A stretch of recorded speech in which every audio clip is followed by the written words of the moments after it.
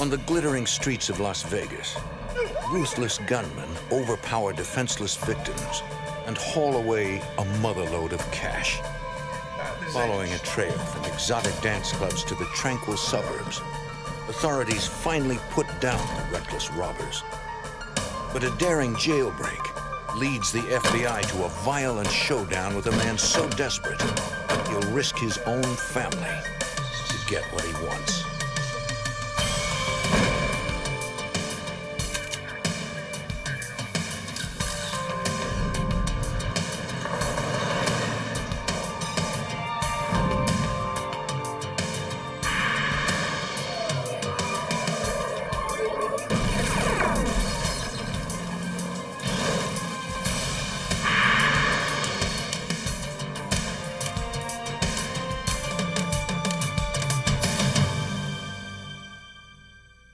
In Las Vegas, a gang of robbers target an ATM repository and hit the jackpot. They take over $1 million in cash, the largest heist in Las Vegas history. I'm Jim Kallstrom, former head of the FBI's New York office. The robbery was well planned and precisely executed. The FBI and local police struggled to identify and track a desperate criminal whose tendency for violence turned a robbery into a case of murder.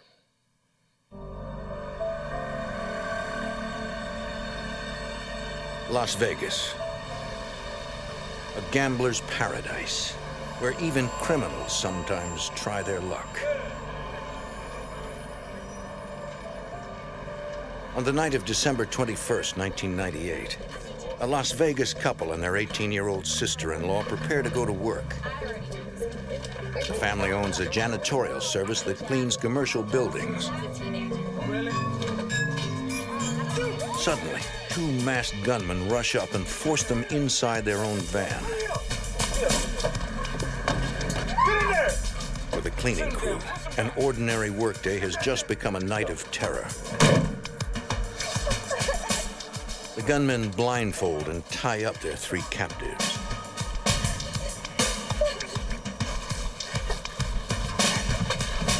Well, shut her up! What are you looking at? Sit still. Sit still. Don't move. They can hear the gunman talking to a female accomplice on a radio. Let's go. Let's go. Car 2, are you in position? The gunmen seem to know the janitor's routine. They drive around until 11 p.m., the time they are scheduled to begin work at the Bank of America building.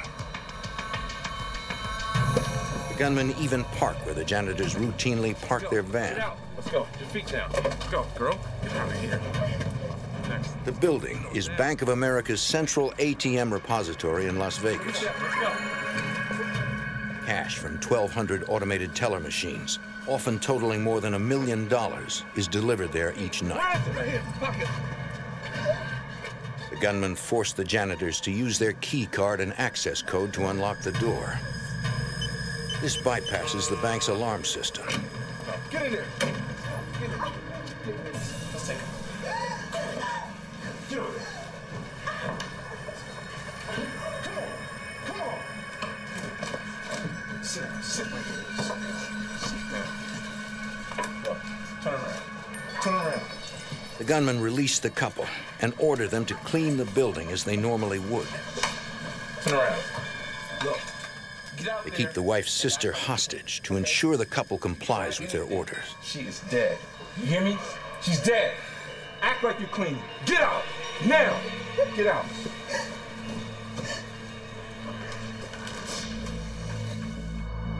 At 11:30 p.m., an armored car arrives to pick up the night's cash deposit.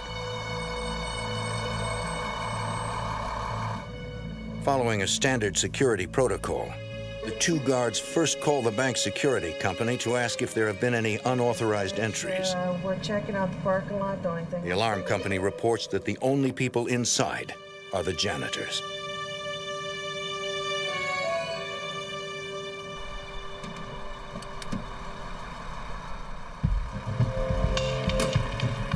The only vehicle the guards see in the parking lot is the janitor's van.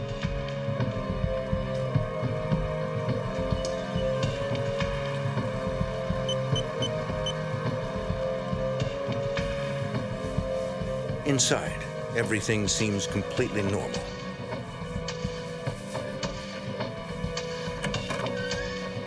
The janitors are too terrified to say anything. The life of an 18-year-old girl is at stake.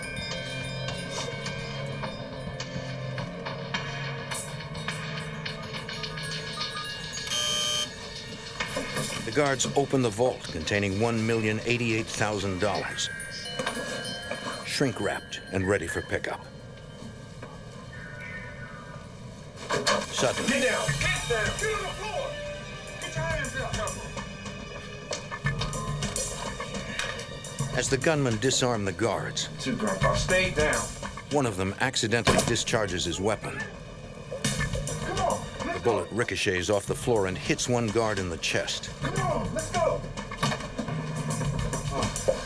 What happened? Oh, been shot. Hang on. One of the guards calls for an ambulance. 12. My partner's down. He's been shot. I need an ambulance. Quick, please. Please. FBI Special Agent Henry Schlumpf arrives at the scene. He heads the investigation. Everybody was very scared, and it took a little while to calm everybody down and to get a story as to what exactly happened.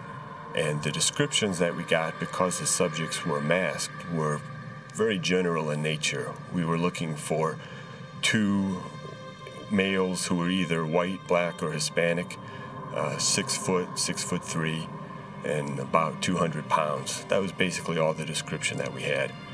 With little to go on, every detail is important. The janitors told us that when the subjects first entered the bank, they were a little taken aback at the number of video cameras that were in the bank. That indicated to us that they had not been inside before. This suggests that the robbery may not have been an inside job.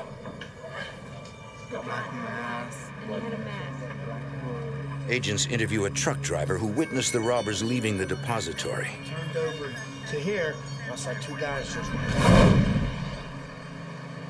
The truck driver was making a late-night delivery to a nearby store. He saw 2 men run out of the depository and throw some bags in the back of a white Chevy S10 pickup truck. and they just took off in that direction. Authorities begin searching for the getaway truck. I put out the announcement for all responding units to look for a white Chevy S10 pickup truck. It wasn't very long after that the vehicle was found about a quarter of a mile from the depository, just parked on a residential street. Investigators run the truck's plates. Ironically, the truck is a police maintenance vehicle that was stolen from a Las Vegas Metro Police lot 1 week earlier. Investigators begin questioning neighbors, including a woman whose home is closest to where the truck is parked. She hadn't seen anybody get out of the pickup truck, but earlier in the evening, there had been another truck parked in the same place. And she described that as a white GMC Dually, which is a pickup truck with 4 wheels on the back axle. Agents believe the woman saw the robbers switch vehicles, a common MO for bank robbers. They issue an APB for the white GMC truck. Hours later, they receive the welcome news that the wounded guard has undergone surgery and will survive. The next day, the bank determines that a total of $1,088,000 has been stolen. To date, it is the largest bank robbery in Las Vegas history. Although FBI agents believe this was not an inside job, they cover all their bases by interviewing the armored car guards and all bank employees. We didn't have a lot to go on. We ended up interviewing everybody who worked at the branch and everybody who worked at the armored car company and polygraphing some of them. Although agents do not find any new information, they do rule out the employees as suspects. Thank you. The subjects who committed the robbery could have found out everything they needed to find out by following the armored truck around and following the guards around. And we surmised early on that that's probably exactly what they did. With the investigation running out of leads, executives from Bank of America and the Armored Car Company decide to offer a reward for information leading to the arrest and conviction of the robbers.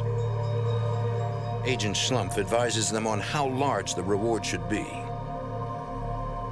And I said $50,000, which was quite a lot for a bank robbery, but we were going to need to generate some public interest in this case. Agents ask local authorities for their cooperation. We notified the airport that we were looking for someone carrying large amounts of money. We notified all the jails to advise us if anyone tried to bail someone out with large amounts of cash. A week after the $1 million robbery, the FBI receives a call from security at Las Vegas's McCarran Airport. They got a telephone response from someone asking if large amounts of currency would set off the metal detectors. And they took the number down on caller ID and gave it to us. Investigators use a reverse telephone directory to find the caller's address. Agents set up surveillance on that address, a home in the suburbs of Las Vegas. There were people going in and out of the house about every half hour. Someone would arrive and someone else would leave. But it's curious, and I kind of like to know what's going on.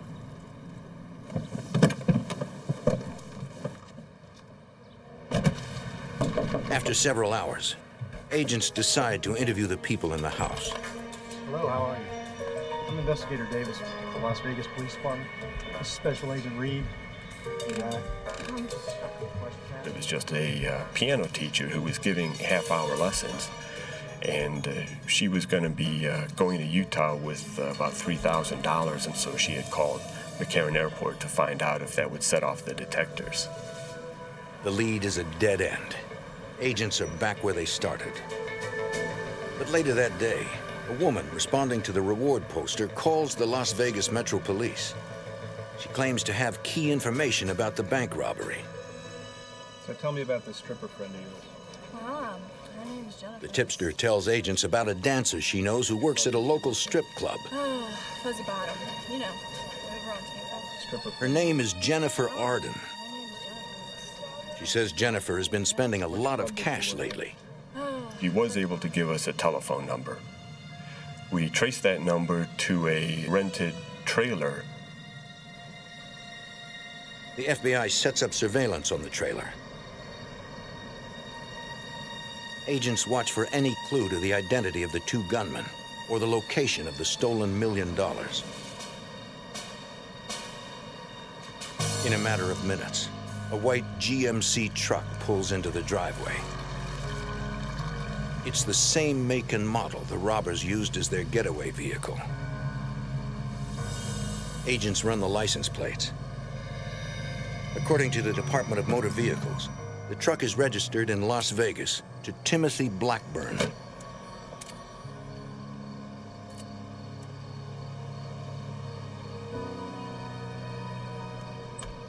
The driver enters the house and leaves minutes later.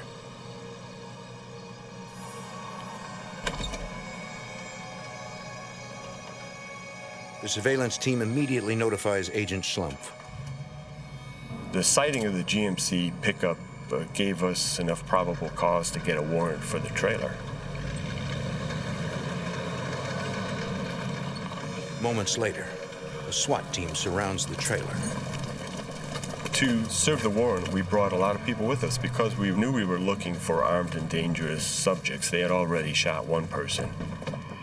We knocked on the door of the trailer and nobody answered, so we kicked the door open and served the search warrant. The SWAT team finds one man in the trailer. He identifies himself as Riley Bates. He reveals that Jennifer is his girlfriend. One team of agents begins searching the trailer for evidence, while another heads to the strip club to question Jennifer. FBI, I'd like to ask you a few questions, please. About what? You've been spending an awful lot of money. The exotic dancer told us that the money was her money that she had made over the past 4 years dancing. and that she didn't know anything about a robbery or anything else. Back at the trailer, agents continue to search for clues. In the bedroom, they find a heavy-duty combination safe. It looks brand new. The trailer was filled with trash, and it was not the kind of place where you would expect anybody with any money to be living. And yet here they had this brand new safe they had bought. What's the combination? Riley claims the safe belongs to his girlfriend, and only she knows how to open it. We'll find out.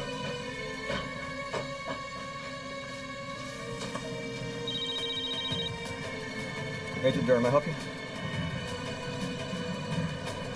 Jennifer, what's the number to the combination of the safe in your The agent cell? asks Jennifer for the combination, It's not my safe, it's my boyfriend's. but It's not she my says safe. Riley How would I has know it. the combination?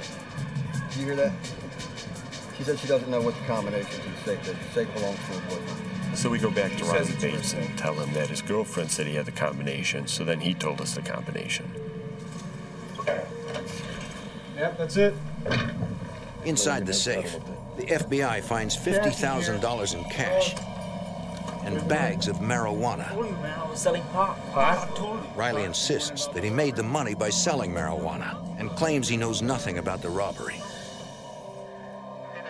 Agents strongly suspect he is lying. But with over $1 million missing, where is the rest of the money? Las Vegas, December 1998. A team of violent bank robbers shoot an armored car guard and flee with more than $1 million. A tip leads the FBI to a rented trailer and a brand new safe containing $50,000. Bunch of cash in here. Jennifer Arden, an exotic dancer, claims she earned the money dancing. Her boyfriend, Riley Bates, says he made the money selling marijuana. Now agents must find the rest of the money. Come on, let's get him. Over $1 million in cash. The FBI calls in one of their top interviewers, Special Agent Brett Shields, to try to get the truth from Riley. Where's that money from? You're getting a lot of trouble here. We tried to remove him from his comfort zone and took him out to my car where he's a little bit more on edge rather than at the comfort of his own home. John Pot. Yeah. You're gonna get in a lot of trouble here. Yeah, Riley Bates was a shifty little guy. He knew he was in a tough position because we'd found the money in the trailer.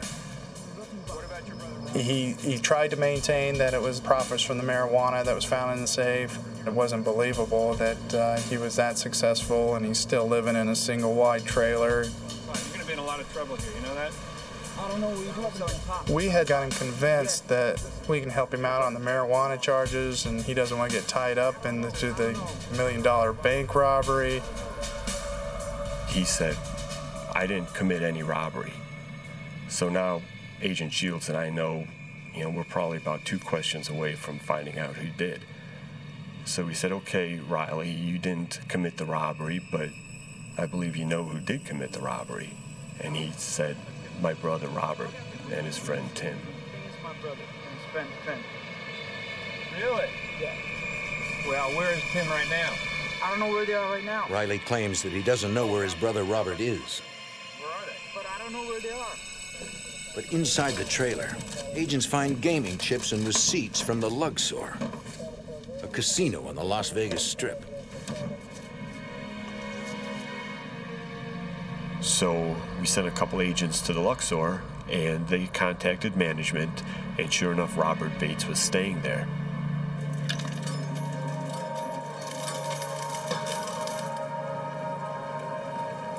The hotel's head of security tells agents that Robert Bates has been spending heavily, paying for everything in That's cash. located where, sir? That's in the southeast town. You see the types of items that they're purchasing and dollar. Judging from his guest portfolio at the Luxor, Robert Bates had been just partying constantly since the night of the robbery.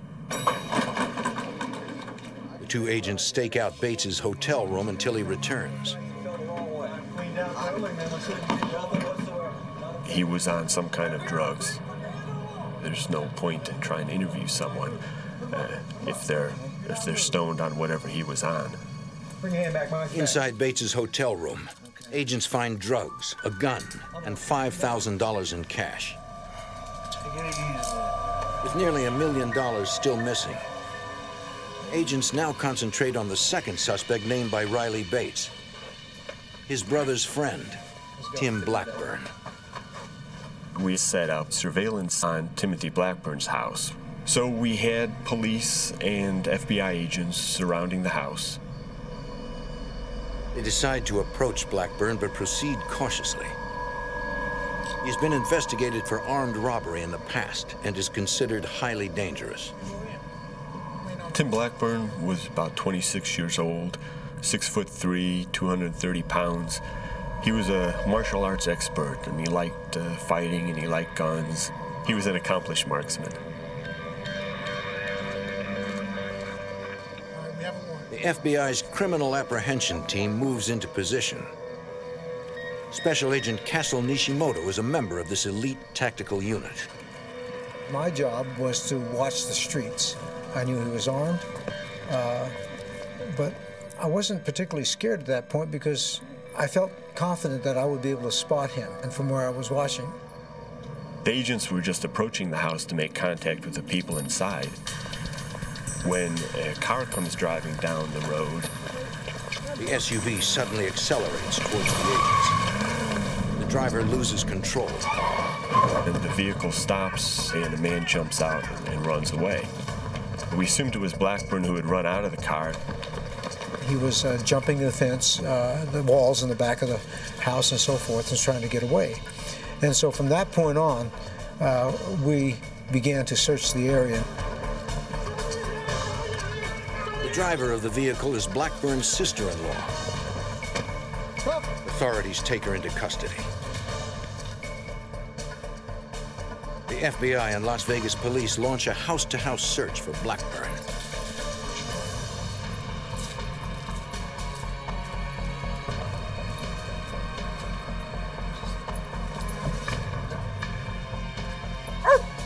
Two blocks away, a canine unit picks up the fugitive's scent.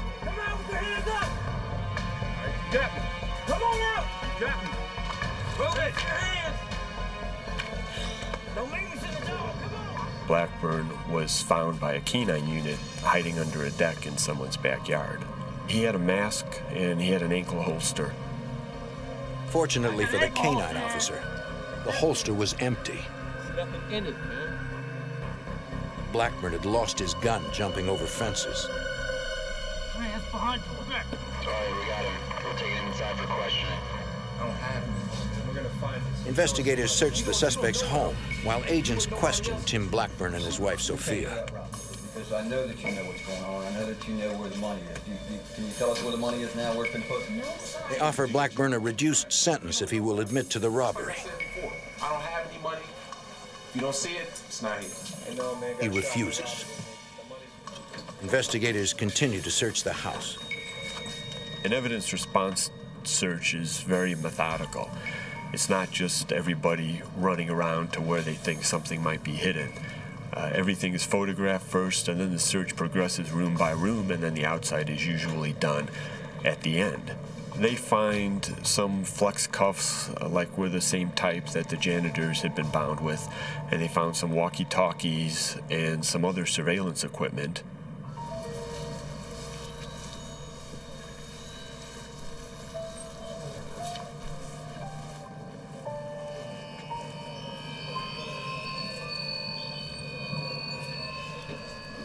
I got something here. Early that morning, in Blackburn's backyard, they find several duffel bags inside the doghouse. I just couldn't believe that he put the money in the doghouse. And then on second thought, I thought, well, maybe that might not be a bad place to put the money, since nobody looks there. It's just an innocuous place. Investigators recover more than $900,000, 90% of the stolen money. It took about 10 hours to count it. So by 4 o'clock that afternoon, we knew we had the money from the Bank of America robbery.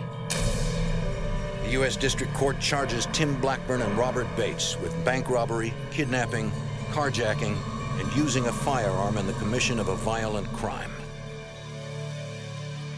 They are held at the North Las Vegas Detention Center. But the FBI's work is unfinished. They believe that Blackburn and Bates were not working alone.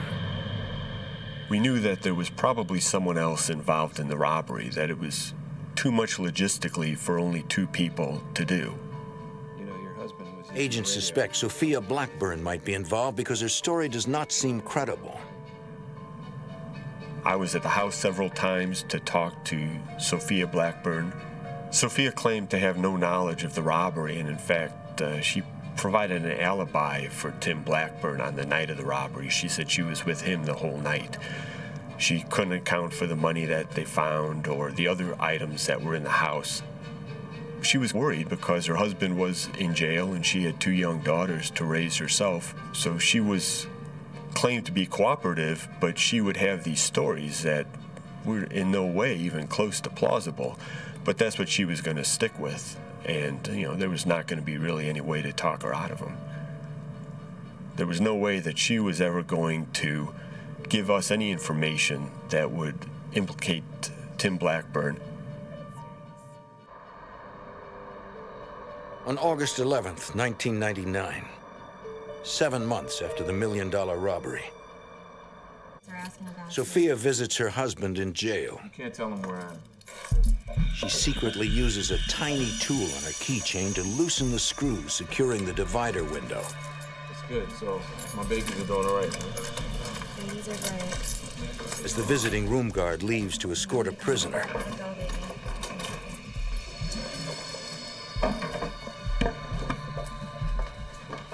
Blackburn removes the bulletproof glass.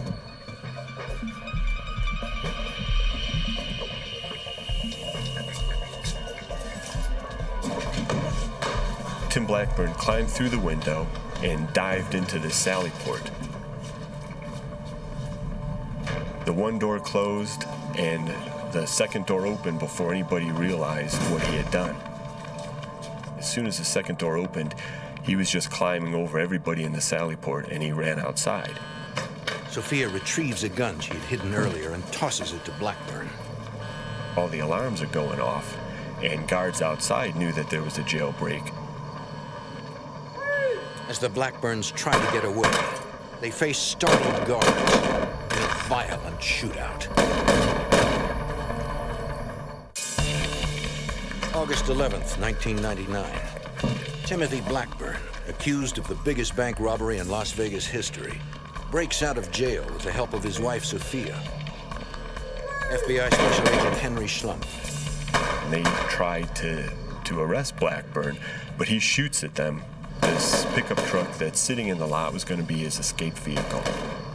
But the guards are returning fire. Blackburn is forced to abandon the truck. Suddenly, his wife Sophia roars up in an Isuzu Rodeo.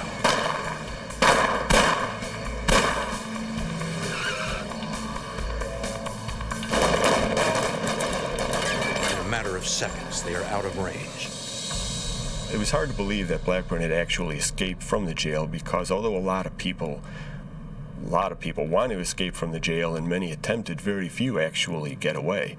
But it just pointed out again how unpredictable Blackburn was. Looking for leads, FBI agents Henry Schlumpf and Brett Shields tracked down the suspect's relatives. Blackburn was going to have to go someplace to get some help. Agents check out an apartment building where Blackburn's sister-in-law lives. Parked out front, they find the same Isuzu Rodeo used in the jailbreak. They run the plates and discover it belongs to Blackburn's wife, Sophia. We see the truck in the parking lot. So now our heart's racing just a little bit more. Adrenaline's pumping. Since he was in federal custody, it falls under the U.S. Marshal's jurisdiction as well. So I called some Marshal friends of mine.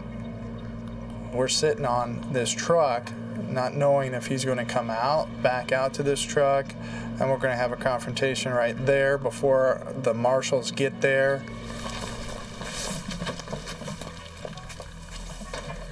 After a few tense moments, U.S. Marshals arrive to help FBI agents raid the apartment. Step outside.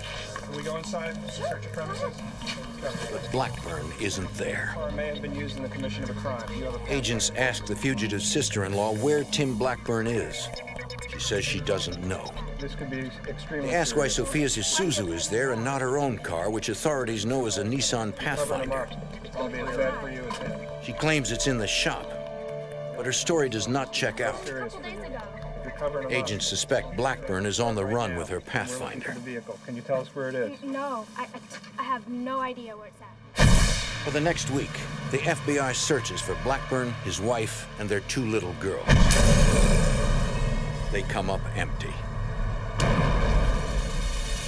Then, 9 days after the jailbreak, a Las Vegas police helicopter spots a Nissan Pathfinder parked in the desert. A family of 4 is nearby. The FBI and Las Vegas police arrive in force. Now we have no shot. Special Agent Castle Nishimoto leads the FBI SWAT team. We were located on a ridgeline quite a bit above them, and there was a valley between us.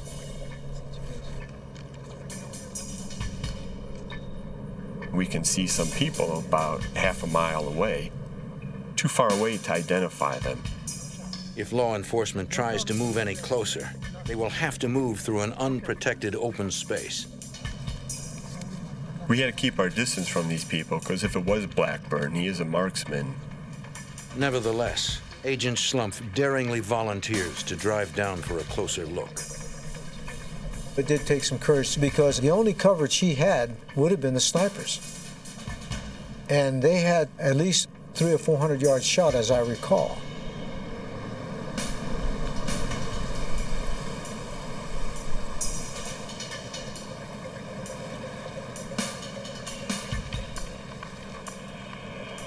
As Agent Schlumpf gets nearer, he can finally make out faces. I could recognize that it wasn't Blackburn. It wasn't anybody who we were looking for. Authorities have hit another dead end. But Agent Schlumpf also realizes that authorities cannot continue to respond on such a massive scale. There must have been 100 vehicles in this valley. All the SWAT vehicles and evidence response team vehicles and police cruisers. And I'm thinking to myself, you know, we can't be doing this every time someone says Tim Blackburn. I mean, nobody's got the resources and we're going to burn ourselves out. The next night, law enforcement pursues the dangerous fugitive with every available resource. We had about 40 agents, police, marshals, Henderson Police Department, detention center people. We got everybody together, and we divided up into teams, and what we were going to do was interview every one of Blackburn's associates, search every house, find every vehicle that he could possibly have access to.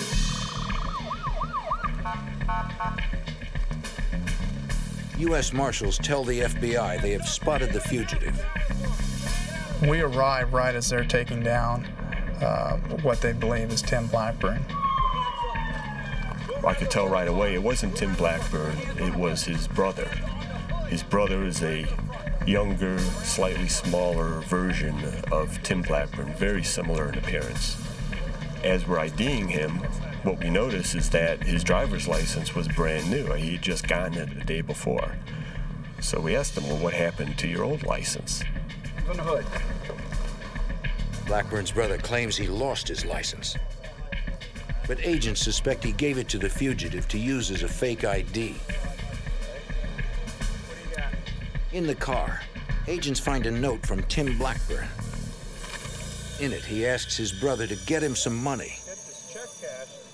A man who once had $1 million in his possession now needs a loan to survive.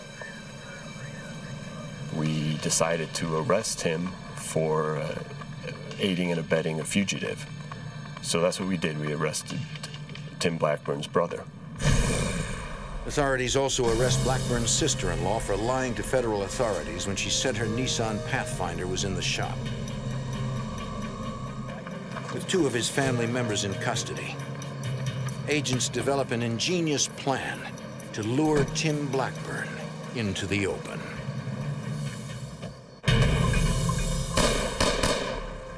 In Las Vegas, a violent bank robber breaks out of jail with the help of his wife. After 3 days of eluding authorities, agents decide to turn up the heat on the dangerous fugitive. One of the people we wanted to talk to that night was a close friend of Blackburn's who worked as a bouncer at a local gentleman's club. Most people who knew Blackburn either liked him or were afraid of him, and neither opinion was really conducive to providing information to us. His friend was really no exception. He didn't want to tell us anything, but eventually what he told us was that Tim Blackburn had called him at the time he was escaping. Blackburn had called up and said, I'm out, and this friend could hear the sirens and stuff in the background. You're the last guy that we know of. So I told this friend, you are the last person who Tim Blackburn talked to that we know about, and I think he's going to call you again. And when he does, we want you to tell him that we've arrested his brother and that the people who have assisted him are going to have to pay for what they did to help him. This putting pressure on Blackburn was an effort to try to get him to realize he couldn't really escape, to get him to turn himself in wherever he was at.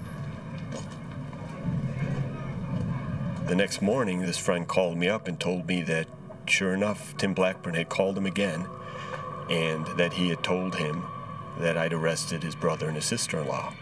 And, I asked him what did Blackburn say, and he just said he was mad. 2.5 weeks after the jailbreak, FBI agent Henry Schlumpf learns that Blackburn may have returned to Las Vegas.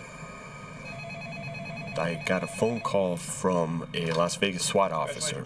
He had just met someone who gave him some information regarding Blackburn's whereabouts in Las Vegas, which to my mind was doubtful. I doubted Blackburn was in Las Vegas. But I asked the officer to ask this fella if he knew the names of Blackburn's daughters. And sure enough, this informant did know the names, so at least we knew he did know Blackburn. The informant claims Blackburn is staying at a motel that caters to long-term guests. Agent Schlumpf and 2 Las Vegas SWAT officers rush to the location.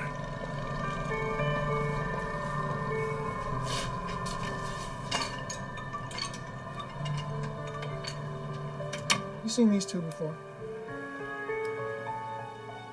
The manager says he's never seen the Blackburns before and they are not registered at the motel. Okay, that's your register. I'm gonna get that. You have a key? Still, Agent Schlumpf decides to rent a room so he can surveil the facility. Okay.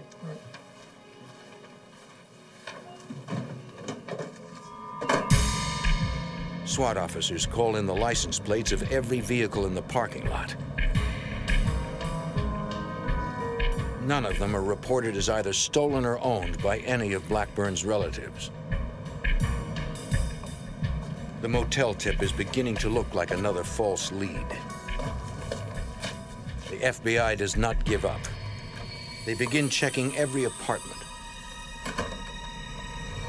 So what we decided to do was to perform a ruse. We would have a complex security guard just start knocking on doors and notifying the residents of noise complaints. I'm there watching, and the door opens, and Sophia Blackburn comes out to talk to the guard. I couldn't believe it. There she was. She looked happy and smiling and well-rested, better than I'd ever seen her. She did not look like she'd been on the run for 17 days. Suspecting that Blackburn is hiding in the apartment, Agent Schlumpf calls for immediate backup. The criminal apprehension team in Las Vegas SWAT arrive within minutes. SWAT responded right away. More agents came, and a lot of patrol units, marshals came. And what we did was we started evacuating the complex. Every apartment was evacuated except, of course, for the one where we thought Blackburn might be. And then we did what we do in 99% of our fugitive cases. Our criminal apprehension team placed a call into the apartment. I need to talk to Timothy Blackburn. What they do is they tell the person in there, look, we know you're there, you're surrounded, there's no way that you can get out, so come on out. Look, we just want to find a nice, peaceful way to end this whole thing. So I'm waiting for Blackburn to come out, and I'm deciding, where are we going to take him? Back to the jail he escaped from or to a different facility? And that was my mindset. If he was in there, he was going to come out. But he doesn't. Agent Slump, he wants to talk to you. The apprehension team person was on the phone, and she says he wants to talk to you. Hello, Tim. And sure enough, it was Tim Blackburn. And my job was just to keep him talking on the phone, because as long as he's talking on the phone, he's not shooting anybody. When I first started talking with Blackburn, I was kind of commiserating with him, telling him, it must have been hard being on the run for the last 3 weeks. Hey, I took the kids to San Diego. Have you ever been So to San here he Diego? was, maybe 10 minutes from Mexico. And he didn't go there. He came back to Las Vegas. Agent Schlumpf cannot understand why Blackburn has returned, but is even more concerned that his children may be with him. Why don't we just talk about... Then his worst fears are realized. He hears the two little girls laughing in the background. There's children inside the room. Repeat, there's children inside the room. The SWAT team set up outside the apartment, and they were there to initiate a hostage rescue if Blackburn turned violent and started hurting any of the people in the apartment, Sophia and their two little girls. He says, Henry, I don't suppose you can just let us go. And I told him, I can't do that. I'm not going back to jail, man. I'm not going back to jail. Look, I don't want my kids to visit me in jail. Tim was set on not going back to jail. He said he just wasn't going to go back. And, after shooting a guard, there's no way any of that is going to go away. Schlumpf worries that Blackburn may be suicidal. Hey, Tim, it's time to come in, buddy. Authorities now face a dangerous scenario. A hostage barricade situation involving an armed man, his wife, and two small children. Look, I'm not going back, man. That's just it. I'm not going back to jail. I'm not going back. The FBI and police SWAT teams surround a motel just off the Strip in Las Vegas. A violent bank robber has barricaded himself inside one of the apartments.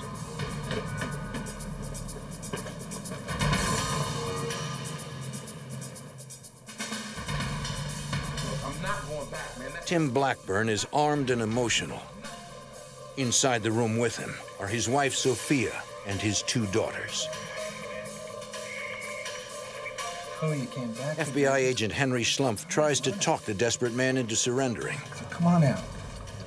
Although negotiators are present, Blackburn refuses to talk with anyone but Agent Schlumpf, who months earlier had arrested him for bank robbery. I'm not going back to jail, man. I don't want my kids to visit me in jail. Agent Schlumpf pleads with both Blackburn and Sophia to let the children leave the apartment. Slow it all down. Sometimes I talked with Sophia and sometimes with Blackburn. It seemed like maybe we were getting a little farther ahead talking with Sophia, but then when we take a break and she talked to Blackburn, we kind of have to start over again. He had a lot of influence with her, because he's her husband. She was afraid that if she were to leave with the children, that Blackburn would kill himself. And, she certainly didn't want that to happen. We'd take breaks, and then I'd call in again. There were highs and lows. Sometimes it seemed like we were making progress. Other times, we took a couple of steps backward.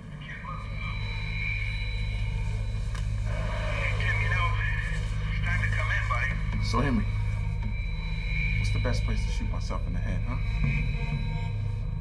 He asked me what I thought would be the best place for him to shoot himself.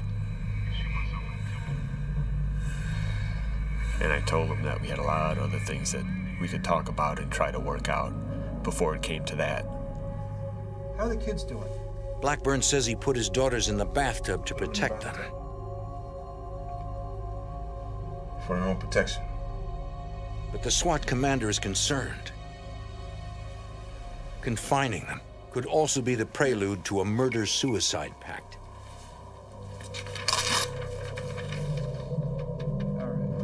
The SWAT team prepares to blow the door in case they need to rescue Sophia and the children. The SWAT team placed an explosive charge on the door, an entry charge, so to be able to breach the door very quickly if they needed to.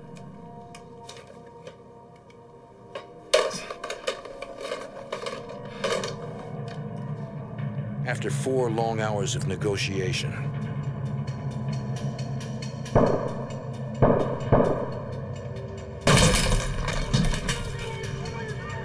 they had to go clear to the back, into the bathroom, to try and rescue the children.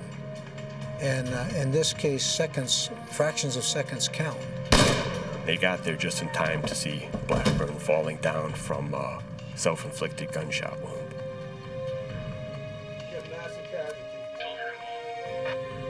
they find Sophia dead.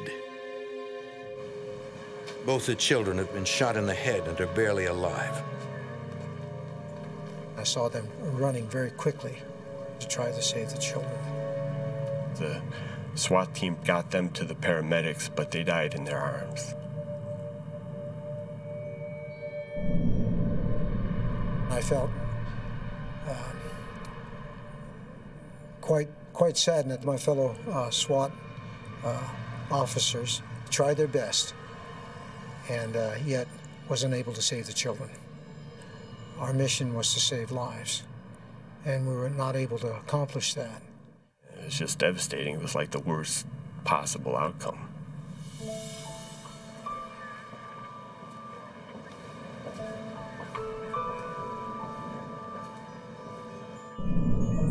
The coroner later determines that the shots that killed Blackburn, Sophia, and their 2 little girls were all fired by Blackburn himself.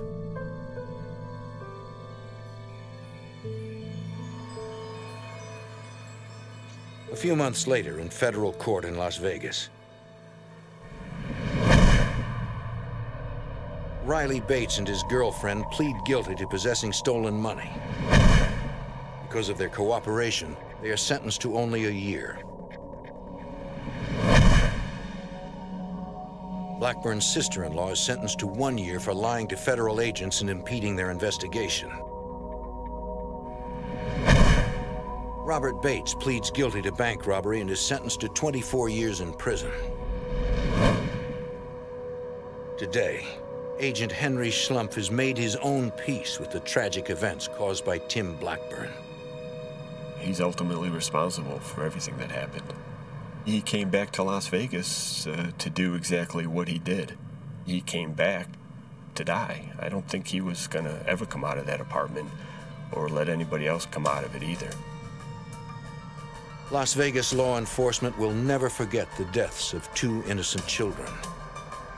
For them, the Blackburn case is all about lost hope and the tragedy of a desperate agenda.